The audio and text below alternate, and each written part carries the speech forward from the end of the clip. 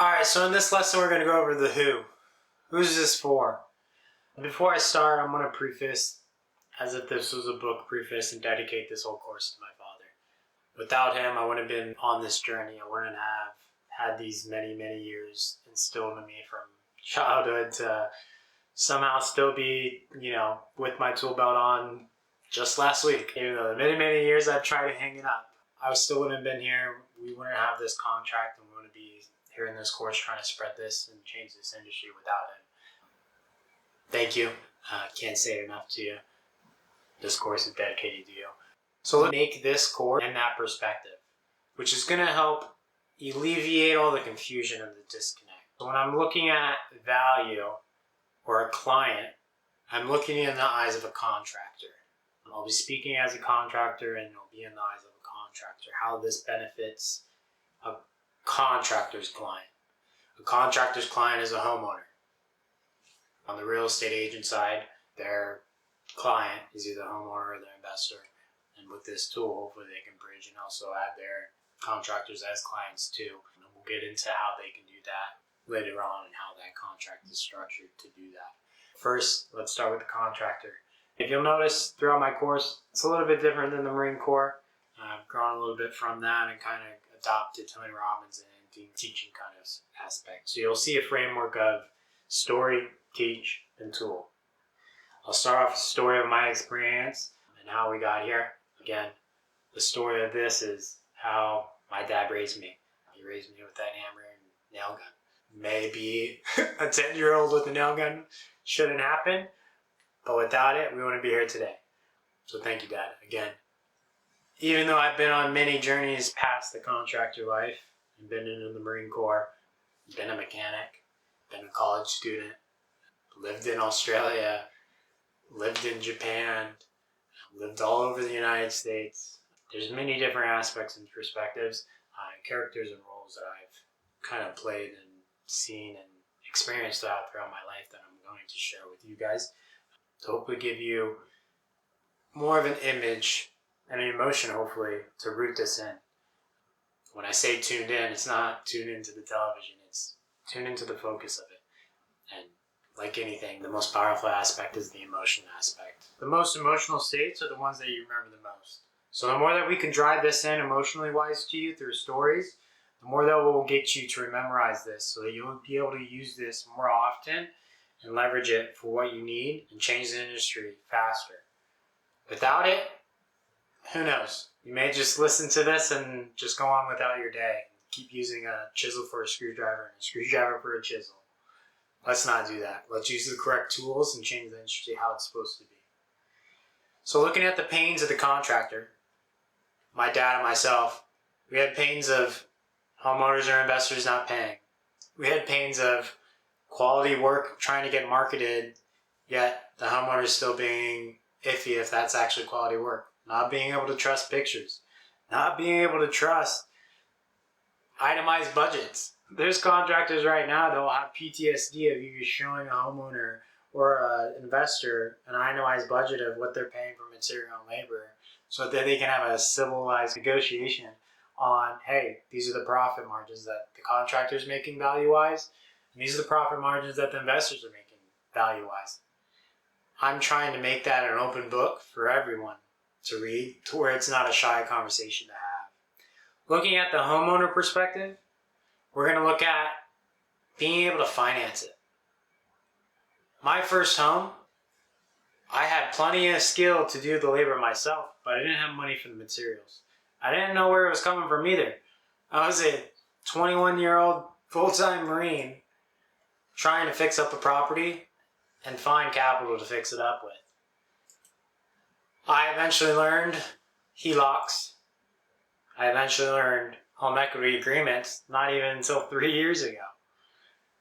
There's many different ways to create a finance, yet I was lost in the options.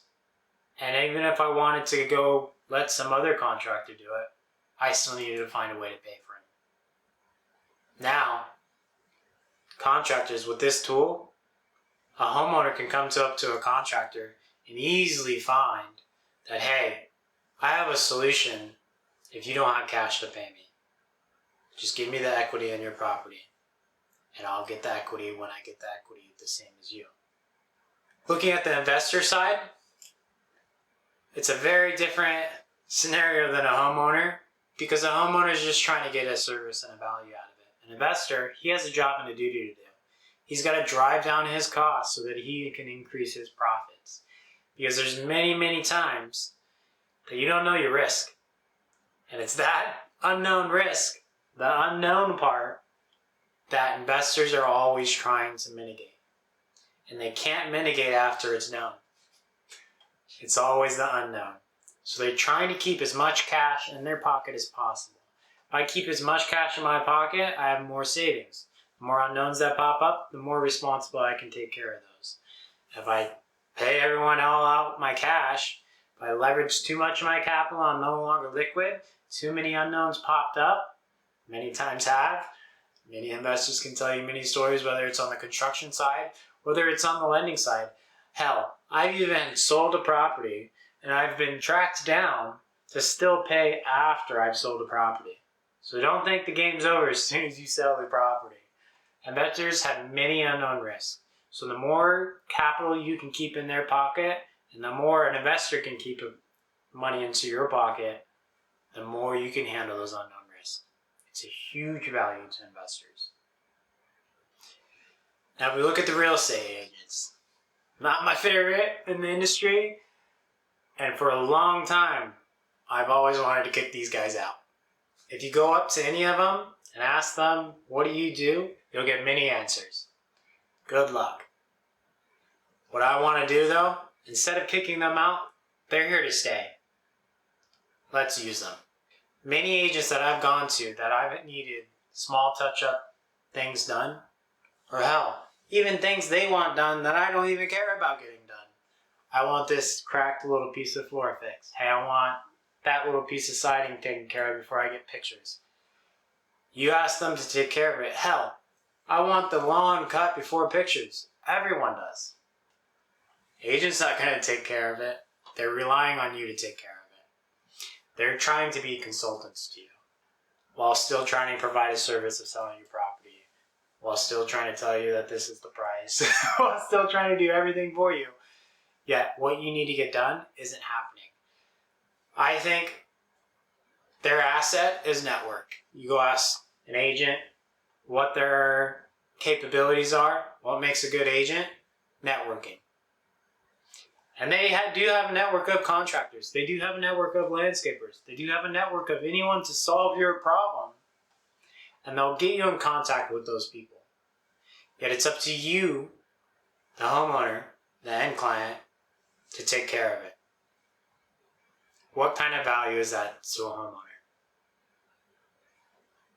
Very little. As a homeowner, I still gotta go take care of it. This tool for agents provides it to where all of their network can now actually help. It doesn't put them on the sidelines until the homeowner contacts them. It gives the agent the capabilities to build their own team out. Provides services to the homeowner that actually the homeowner needs. Hey, homeowner, you have all these touch-ups to do and landscape to do?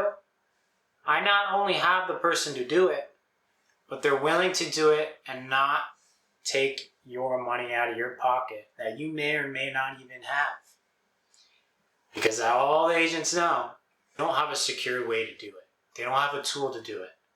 This allows real estate agents to do that with contractors and homeowners.